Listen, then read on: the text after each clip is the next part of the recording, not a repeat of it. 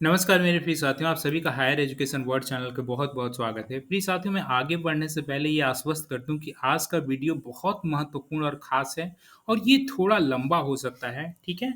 और मैं ये वीडियो कौन देखें, ये वीडियो आखिर तक किन्हें देखना चाहिए? उन्हें देखना चाहिए जो अभी बिहार असिस्टेंट प्रोफ़ेसर के एप्लीकेंट हैं और अभी उनका रिज़ल्ट आना बाकी है, उनका साक्षात्कार होना बाकी है या फिर वैसे अभ्यर्थी जो असिस्टेंट प्रोफ़ेसर के एप्लीकेंट तो हो चुके हैं, लेकिन दुर्भाग्यवश वो बिहार में असिस्टेंट प्रोफेसर के एप्लीकेशन फॉर्म अप्लाई नहीं कर पाए थे। तो क्या उनके लिए कोई ऐसा अवसर निकल के आया है और अवसर भी है, तो उनको क्या-क्या सावधानियाँ भी बरतनी चाहिए? ठीक है, तो ये वीडियो बहुत मायनों में महत्वपूर्ण है, तो ऐसे अभ्यर्थी जो कि असिस्टेंट प्रोफेसर के एप्लीकेंट हैं बिहार में या फिर बनने वाले हैं, तो उन सभी के लिए बहुत महत्वपूर्ण है, इसलिए इस वीडियो को अंत तक देखें, ठीक है? और बाकी जो इन सब क्षेत्रों से दूर के हैं, वो इस वीडियो को यहीं पे स्किप करके जा सकते हैं। चलिए हम बढ़ते हैं आगे, देखते हैं आज के वीडियो में क्या महत्वपूर्ण है। सबसे पहले आप समझें कि अभी असिस्टेंट प्रोफ़ेसर जो बिहार में नियुक्ति प्रक्रिया चल रही है, वो कोर्ट केस की वजह से रुकी हुई है, जो कि आप कोर्ट केस देख रहे हैं। ये LPA number 604/2023 letter patent appeal है, ये 604/2023 ये केवल एक अपील नहीं है, ऐसे बहुत सारे लेटर पेटेंट अपील हैं, जिसकी वजह से अभी ये पूरी प्रक्रिया रुकी हुई है। इसमें जो आखिरी डेट पड़ता है वो 30 अगस्त, आप देख पा रहे हैं ये 30 अगस्त और 30 अगस्त के बाद कोई यहाँ पे नेक्स्ट डेट नहीं दिया गया है। लेकिन 30 अगस्त को एक ऑर्डर आता है और उस ऑर्डर में क्या कहा गया है, देखिए हम सीधे उस ऑर्डर पे चलते हैं। उस ऑर्डर में ही देखिए 2 सप्ताह का समय दिया गया था और जैसा कि आप अवगत होंगे कि 30 अगस्त के बाद आज जैसा कि 13 सितंबर है और 30 और 13 सितंबर के बीच 14 दिन की समय अवधि पूरी हो जाती है, यानी 2 सप्ताह का समय अवधि आज पूरा हो गया है। ठीक है प्रिय साथियों, तो 2 सप्ताह की जो समय अवधि पूरी हो गई है, तो अब कहा जा सकता है कि किसी भी पल, किसी भी दिन ये डेट पड़ सकता है। कल पड़ जाए, परसों पड़ जाए, 2-4 दिनों के अंदर पड़ जाए, ये कभी भी डेट पड़ सकता है, ओके?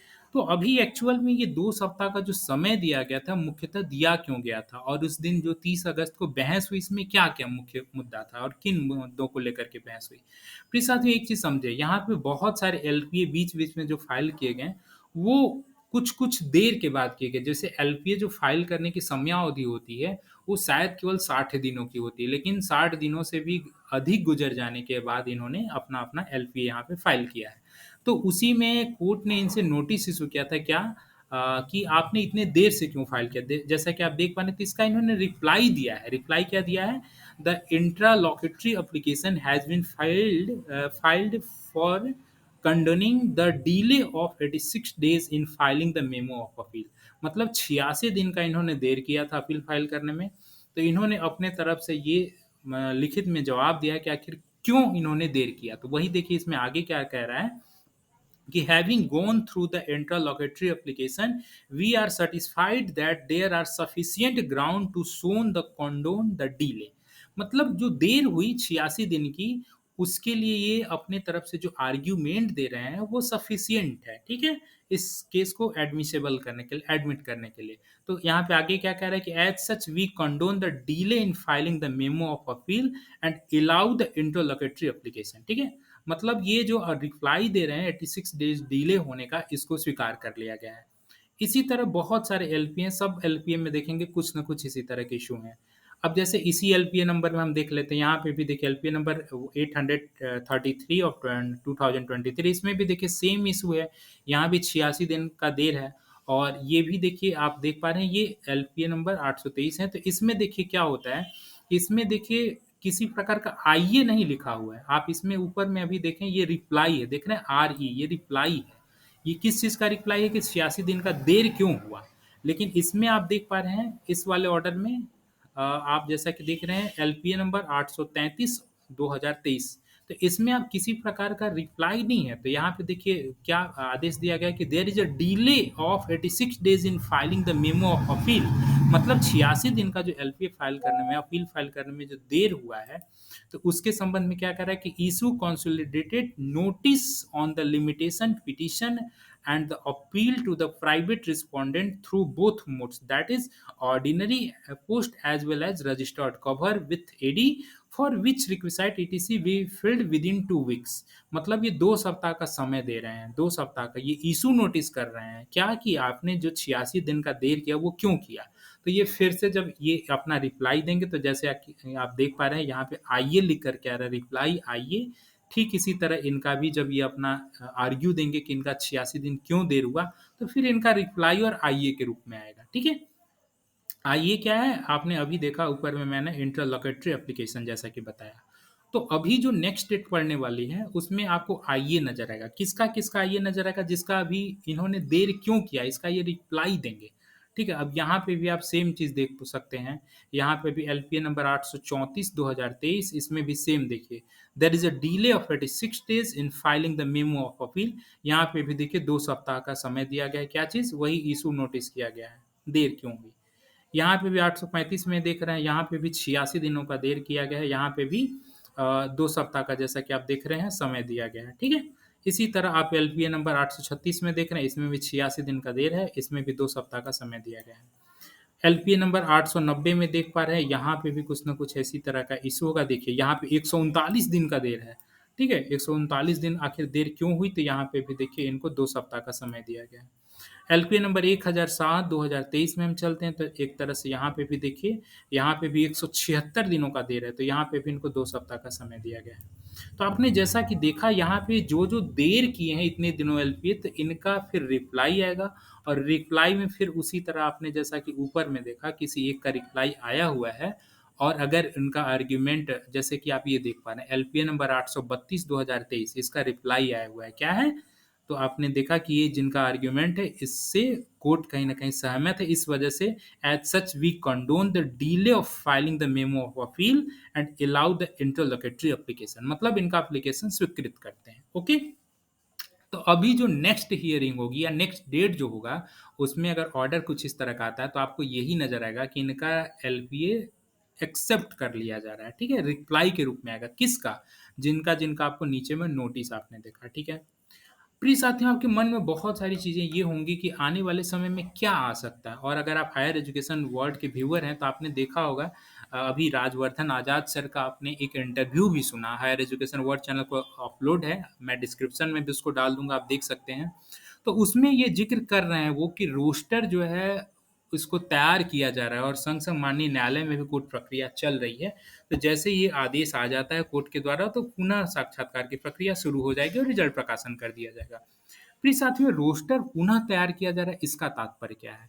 देखिए, जहाँ तक मैं इसकी कोई गारंटी और किसी प्रकार के कंफर्मेशन के संग ये चीज़ नहीं कह रहा हूँ, लेकिन हाँ, जो उड़ती-उड़ती खबरें निकल के आई हैं और वो ये चीज़ें से इंगित कर रही हैं कि चूँकि उच्च शिक्षा विभाग बिहार सरकार के पास 2014 से पहले जो बैकलॉग है उसका पूर्णतः डेटा स्पष्ट रूप से नहीं था, इसलिए 2014 से पहले के बैकलॉग को हटा दिया जा रहा है।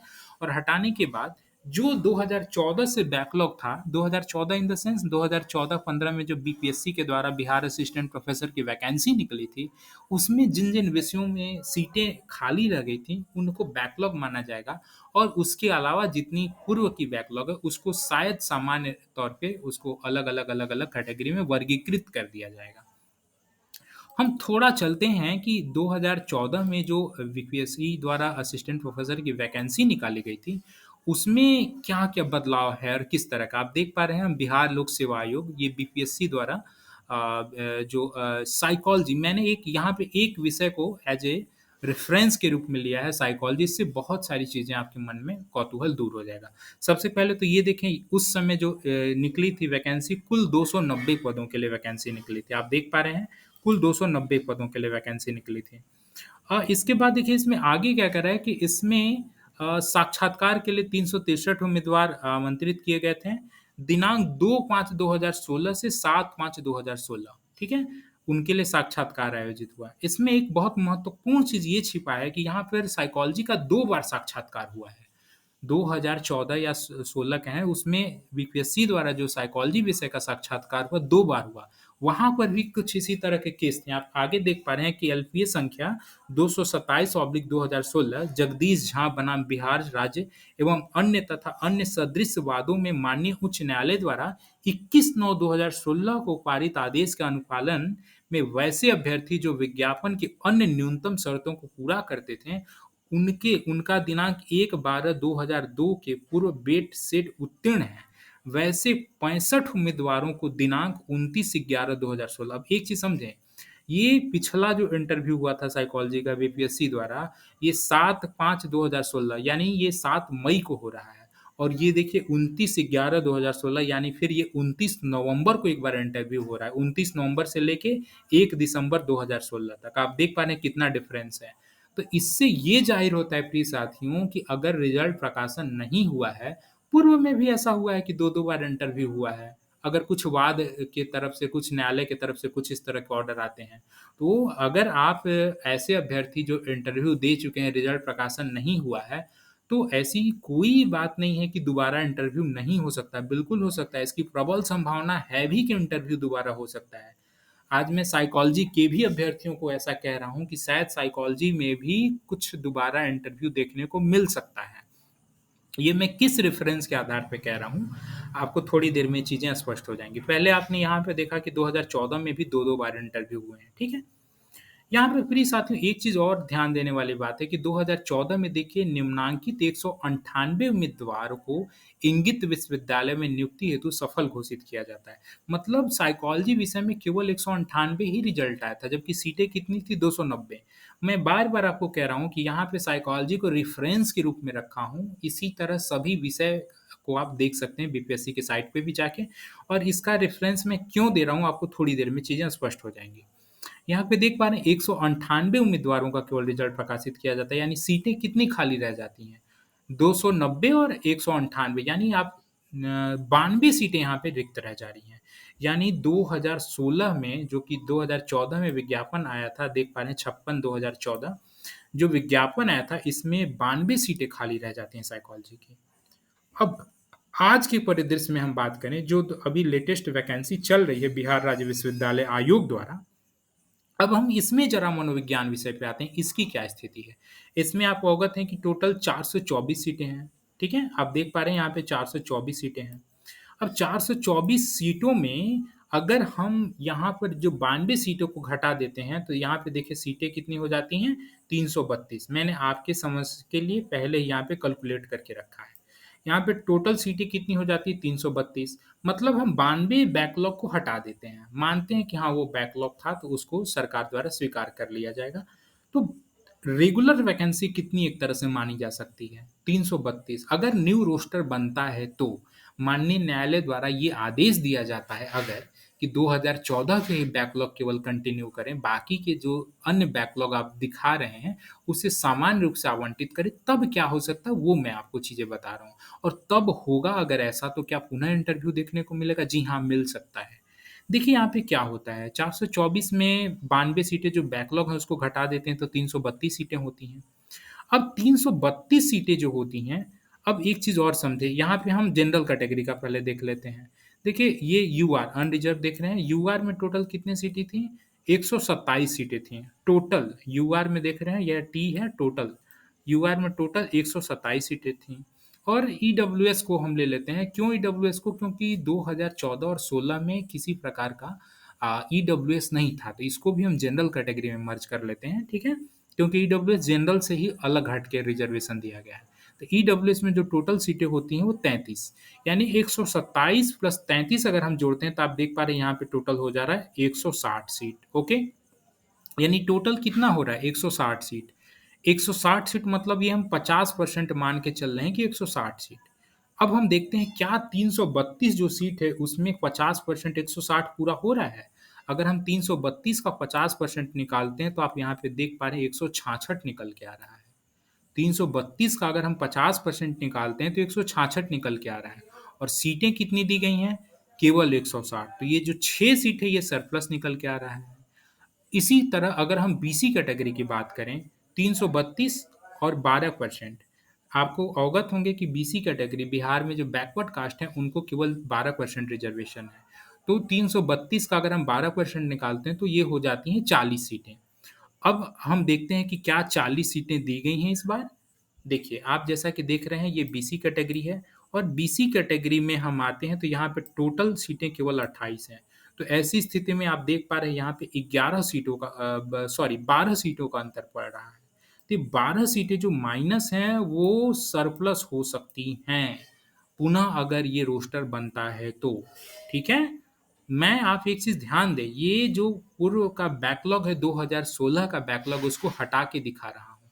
तो अगर ये चीज़ें होती हैं, ये 92 सीटें जो आपको यहाँ पे दिखाई गई हैं, ये 92 सीटें हटा करके जो 332 निकल के आ रहा है और 332 में भी जो रिज़र्वेशन का फ़ॉर्मूला है अगर वो मिसफ़िट होता है, तो ऐसी स्थिति में जो सरप्लस सीटें निकल के आएँगी, तो उन सीटों पर पुनः साक्षात्कार हो सकता है। अब वो सीटें कहाँ से आएँगी?